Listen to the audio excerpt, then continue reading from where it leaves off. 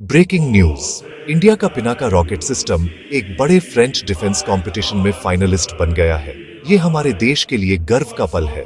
French army अपनी पुरानी M270 multiple launch rocket systems MLRS को बदलना चाहती है।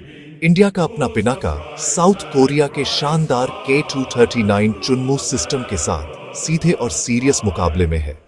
सिलेक्शन प्रोसेस सिर्फ टेक्निकल स्पेसिफिकेशंस या फायर पावर के बारे में नहीं है। ये स्ट्रैटेजी, टेक्नोलॉजी, इंडस्ट्रियल पॉलिसी की एक कॉम्प्लेक्स लड़ाई है। फ्रांस के डिसीजन का उसके अपने मिलिट्री कैपेबिलिटीज और दुनिया भर में उसकी स्ट्रैटेजिक पार्टनरशिप्स पर बहुत गहरा असर पड़ेगा। ये कंपटीशन इंडिया और फ्रांस के बीच बढ़ते स्ट्रैटेजिक रिश्तों के बीच हो रहा है। 28 अप्रैल 2025 को इंडिया ने फ्रांस से 26 राफेल मरीन फाइटर जेट्स खरीदने की डील फाइनल की थी। ये $7.4 बिलियन की डील इंडियन नेवी की इंडियन ओशन रीजन में पावर प्रोजेक्शन मजबूत करने के लिए थी। इस डील ने एक मजबूत मिसाल कायम की। इसने इंडिया को फ्रांस का एक बड़ा डिफेंस क्लाइंट बना दिया। इसलिए फ्रांस के लिए पिनाका सिस्टम को सीरियसली कंसीडर करना नेचुरल है। ये जेस्चर बायलैटरल रिलेशनशिप और स्ट्रैटेजिक रेसिप्रोसिटी को दिखाता है। हालांकि सिर्फ पॉलिटिकल गुडविल से ये कॉन्ट्रैक्ट नहीं मिलेगा। फ्रेंच आर्मामेंट्स एजेंसी DGA अपने खड़े और अनइमोशनल इवैल्यूएशन प्रोसेस के लिए जानी जाती है। उन्हें वो सिस्टम चुनना होगा जो फ्रेंच मिलिट्री और डिफेंस इंडस्ट्रियल बेस के लॉन्ग टर्म इंटरेस्ट्स को सबसे अच्छे से पूरा करे। ये है कॉन्टेक्स्ट। यूक्रेन में वॉर मॉडर्न मिलिट्री टेक्नोलॉजी के लिए एक क्रूर रियल वर्ल्ड लेबोरेटरी साबित हुई है। इसने सोफिस्टिकेटेड वेपन सिस्टम्स की कमजोरियों के बारे में अमूल्य और अक्सर कठोर सबक सिखाए हैं। सबसे क्रिटिकल लेसन्स में से एक इलेक्ट्रॉनिक वॉरफेयर की विनाशकारी प्रभावशीलता रही है, खासकर global positioning system GPS signals को जैम करना। जिन हथियारों को कभी उनकी पिन पॉइंट एक्यूरेसी के लिए क्रांतिकारी माना जाता था, उनका परफॉर्मेंस यूक्रेनी युद्ध क्षेत्र में बहुत कम हो गया है। इस रियलिटी ने दुनिया भर के मिलिट्री प्लानर्स को, जिसमें फ्रांस भी शामिल है, अपनी टेक्नोलॉजिकल डिपेंडेंसीज और प्रायोरिटीज को फिर से देखने पर मजबूर कर दिया है। अनचैलेंज्ड GPS डोमिनेंस का युग खत्म हो गया है। शुरुआत में वेस्टर्न सप्लाइड प्रेसिजन एम्यूनिशंस जैसे M982 Excalibur GPS guided artillery shells और अमेरिकन M142 हाइमर्स द्वारा दागे गए रॉकेट्स को गेम चेंजर के रूप में सराहा गया था। हालांकि रूस ने जल्दी से खुद को ढाल लिया। उसने फ्रंट लाइंस के साथ इलेक्ट्रॉनिक वॉरफेयर सिस्टम्स का एक घना और सोफिस्टिकेटेड नेटवर्क तैनात किया। इन सिस्टम्स ने GPS सिग्नल्स को सफलतापूर्वक जैम करना शुरू कर दिया, जिन पर ये स्मार्ट वेपन्स गाइडेंस के लिए निर्भर थे। परिणाम नाटकीय और नाटो और उसके सहयोगियों के लिए बहुत चिंताजनक थे। तथाकथित स्मार्ट वेपन्स अचानक बहुत कम इंटेलिजेंट हो गए। गोपनीय यूक्रेनी मिलिट्री असेसमेंट्स, बाद में इंटरनेशनल मीडिया द्वारा रिपोर्ट किए गए, ने इस नई रियलिटी की एक गंभीर तस्वीर पेश की। कुछ सबसे एडवांस्ड वेस्टर्न गाइडेड वेपन्स की एक्यूरेसी बहुत गिर गई। उदाहरण के लिए, कथित तौर पर 10% से भी कम हो गई। यूक्रेनी सोर्सेज ने तो एक बार डरे हुए हाइमार्स को कुछ सेक्टर्स में लगातार रूसी जैमिंग के कारण पूरी तरह से अप्रभावी बताना शुरू कर दिया था। यह एक चौंकाने वाला डेवलपमेंट था। इस अनुभव ने नई आर्टिलरी सिस्टम्स हासिल करने के लिए कैलकुलेशन को मौलिक रूप से बदल दिया है। अब मान लेना होगा कि GPS सिग्नल्स डिनाई, डिग्रेड या स्पूफ किया जाएगा। ये है सबक। यूक्रेनी फ्रंट लाइन से मिला ये कड़ा सबक सीधे तौर पर इंडियन पिनाका सिस्टम के लिए एक बड़ी चुनौती बन जाता है। Advanced Pinaka Mark II extended range ER rocket, जो इंडिया के ऑफर का एक खास हिस्सा है, अपनी प्रेसिजन के लिए GPS सिग्नल्स का उपयोग करने वाले गाइडेंस किट पर निर्भर करता है। ये डिजाइन रॉकेट को लंबी दूरी पर प्रभावशाली एक्यूरेसी, जिससे यह आइडियल कंडीशंस में एक ताकतवर हथियार बन जाता है। हालांकि GPS पर यह निर्भरता मॉडर्न कॉन्टेस्टेड युद्ध क्षेत्र में इसकी संभावित अकेलीज हील भी है, जैसे रूस या कोई और बड़ी power advanced electronic warfare systems तैनात करता है। तो पिनाका का गाइडेंस सिस्टम जैमिंग के लिए बहुत वल्नरेबल होगा। HIMARS, एक्सकैलिबर, ठीक यूक्रेन में उनकी तरह पिनाका रॉकेट्स की एक्यूरेसी बहुत कम हो सकती है। एक रॉकेट जिसे किसी खास बिल्डिंग या व्हीकल को हिट करने के लिए डिजाइन किया गया है, वह कई 100 मीटर तक भटक सकता है, प्रेसिजन स्ट्राइक के लिए अप्रभावी हो जाएगा और अनइंटेंडेड कोलैटरल डैमेज का कारण बन सकता है। इसे कम करने के लिए मॉडर्न आर्टिलरी रॉकेट अक्सर एक backup inertial navigation system INS को शामिल करते हैं, लेकिन ड्रिफ्ट जमा होती है। वे सबसे प्रभावी तब होते हैं जब GPS से अपडेशन मिले।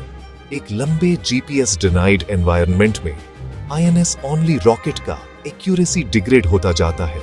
फ्रांस के लिए सवाल, क्या पिनाका के बैकअप नेविगेशन सिस्टम बिना GPS के भी स्वीकार्य एक्यूरेसी रखते हैं? नया बेंचमार्क है रेजिलिएंट एक्यूरेसी, दुश्मन की डिस्टर्बेंस के बावजूद हिट करने की क्षमता। पिनाका को साबित करना होगा कि ये वन ट्रिक पोनी नहीं है और एंटी जैमिंग की विश्वसनीय योजना है। ये टेक्नोलॉजिकल प्रेडिकामेंट पिनाका को उन सिस्टम्स के मुकाबले संभावित नुकसान में डालता है। वेल, ये है प्रेडिकामेंट। GPS जैमिंग की इसी प्रॉब्लम का सामना करते हुए साउथ कोरिया का K239 चुनमू सिस्टम एक अलग और शानदार सॉल्यूशन पेश करता है। एक सिंगल वॉरहेड की पिन पॉइंट एक्यूरेसी पर पूरी तरह निर्भर रहने के बजाय चुनमू DPICM से लैस रॉकेट का ऑप्शन देता है। ये सब मुनिशंस का रूप है, इम्पैक्ट से पहले बड़े रेडियस पर छोटे बॉम्बलेट्स फैला देता है। ये अप्रोच हिट की परिभाषा को मौलिक रूप से बदल देता है। एरिया सैचुरेशन से मिशन सक्सेस। भले ही कैरियर रॉकेट 50 मीटर चूके, बिखरे सबमुनिशंस टारगेट एरिया को सैचुरेट कर soft skinned vehicles, artillery positions और कर्मियों को नष्ट कर सकते हैं। हालांकि क्लस्टर मुनिशंस पर कड़े इंटरनेशनल लॉ ऑस्लो ट्रीटी की पाबंदियां हैं। हाई फेल्योर रेट मानवीय चिंता है।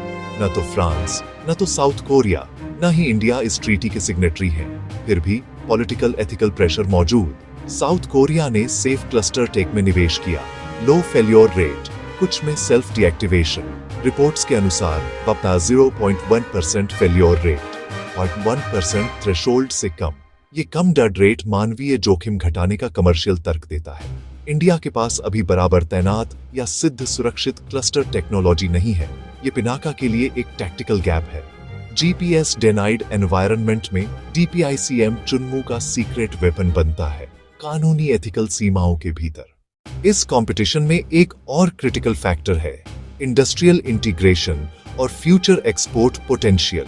फ्रांस सिर्फ लॉन्चर नहीं खरीद रहा, वह आर्टिलरी इकोसिस्टम में इन्वेस्ट कर रहा। फ्रांस का अपना developmental missile project codename thunder, सेंटोन 50 किमी, इंडस्ट्री की प्रायोरिटी। फ्रांस चाहता है कि लॉन्चर थंडर को आसानी से इंटीग्रेट करे। यही चुनमू को आर्किटेक्चरल एडवांटेज मिलता है। K239 चुनमू को मॉड्यूलरिटी और इंटरऑपरेबिलिटी के लिए डिजाइन किया गया। HIMARS अब M270 स्टैंडर्ड पॉड्स के साथ कंपेटिबल, मतलब कम मॉडिफिकेशन में मौजूदा व future NATO standard rocket missile fire करना संभव। लॉन्चर एक फ्लेक्सिबल ट्रक बनता है MBDA सफरान के साथ। यदि फ्रांस चुनमू चुने और थंडर इंटीग्रेट करे तो एक आकर्षक संयुक्त एक्सपोर्ट पैकेज तैयार होगा।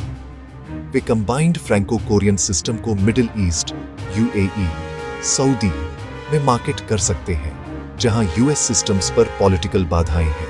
इसके विपरीत पिनाका एक क्लोज्ड प्रोप्राइटरी आर्किटेक्चर है, इंडियन रॉकेट पॉड्स के लिए डिजाइन। थंडर जैसी विदेशी मिसाइल को इंटीग्रेट करने हेतु हार्डवेयर री इंजीनियरिंग और कंट्रोल सॉफ्टवेयर ओवरहॉल, लागत समय दोनों बढ़ेंगे। फ्रेंच पॉलिसी मेकर्स को मिलिट्री जरूरतें, इंडस्ट्रियल स्ट्रेटजी और एक्सपोर्ट लक्ष्यों को संतुलित करना है। चुनमू का ओपन आर्किटेक्चर एक शक्तिशाली तर्क है। ये कमर्शियल टेक्निकल सिनर्जी चुनमू के बिजनेस केस को मजबूत करती है। पिनाका को यहाँ प्लग एंड प्ले के बराबर भरोसेमंद रोड मैप दिखाना होगा। टेक्निकल स्पेसिफिकेशंस और स्ट्रैटेजिक अलाइनमेंट से परे मैन्युफैक्चरिंग क्वालिटी और इंडस्ट्रियल कल्चर क्रूशियल है। यह एक ऐसा एरिया है जहां इंडिया को कंस्ट्रक्टिवली सेल्फ क्रिटिकल होना चाहिए। क्वालिटी कंट्रोल, ट्रांसपेरेंसी, रिलायबिलिटी की रेपुटेशन दशकों में बनती है और खरीदार के कॉन्फिडेंस को बहुत प्रभावित करती है। South Korea Japan, Germany, high quality manufacturing और ट्रांसपेरेंसी का ग्लोबल रेपुटेशन। चुन्मू के लिए यही एक एसेट है। जब डिफेक्ट्स मिले, जैसे चेसिस क्रैक्स, तो एजेंसियां खुले तौर पर स्वीकार, गहन जांच और सुधार योजना लागू करती हैं। शॉर्ट टर्म में शर्मनाक सही, पर ये घरेलू यूजर्स और इंटरनेशनल कस्टमर्स के साथ लॉन्ग टर्म ट्रस्ट बनाती है। इंडिया का डिफेंस मैन्युफैक्चरिंग कभी-कभी इनकंसिस्टेंट क्वालिटी और कम ट्रांसपेरेंसी की धारणा से जूझता रहा। Barrel burst, ammunition premature failure जैसी रिपोर्ट्स, कभी आधिकारिक प्रतिक्रिया, रक्षात्मक और inter agency blame shifting, foreign buyers के लिए अनिश्चितता। मतलब ये नहीं कि इंडियन प्रोडक्ट्स इंफीरियर हैं, बल्कि क्यूए और प्रॉब्लम रेजोल्यूशन कल्चर को मैच्योर करना होगा। डीजीए के लिए 30-40 साल के लाइफ स्पैन पर ट्रांसपेरेंट, रिलायबल पार्टनरशिप का कॉन्फिडेंस निर्णायक फैक्टर है। फाइनल एनालिसिस में फ्रेंच रॉकेट आर्टिलरी कॉन्ट्रैक्ट के लिए कंपटीशन पिनाका के जीतने का है, लेकिन पिनाका के हारने का भी है।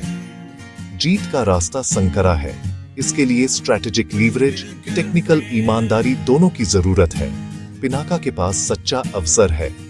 राफेल एम डील ने पॉलिटिकल और स्ट्रैटेजिक टेलविंड बनाया है, पर यूक्रेन का सबक अकाट्य है। जीपीएस पर अत्यधिक निर्भरता भेद्यता है। चुन्मू का नेटो स्टैंडर्ड इंटीग्रेशन और प्रैक्टिकल, भले विवादास्पद, सबम्यूनिशन सॉल्यूशन, साथ ही थंडर इंटीग्रेशन की कमर्शियल अपील दुर्जेय चुनौती है। आगे का रास्ता जीपीएस रेसिलिएंट नेविगेशन पर तेज प्रगति, advanced INS, terrain contour matching, optical alternative guidance, साथ ही सेफ क्लस्टर टेक या वैकल्पिक एरिया इफेक्ट सॉल्यूशंस। सबसे अहम क्वालिटी एश्योरेंस में सांस्कृतिक क्रांति, पारदर्शिता, कठोर परीक्षण और दुनिया को दिखाना कि मेड इन इंडिया पूर्ण विश्वसनीयता का पर्याय है।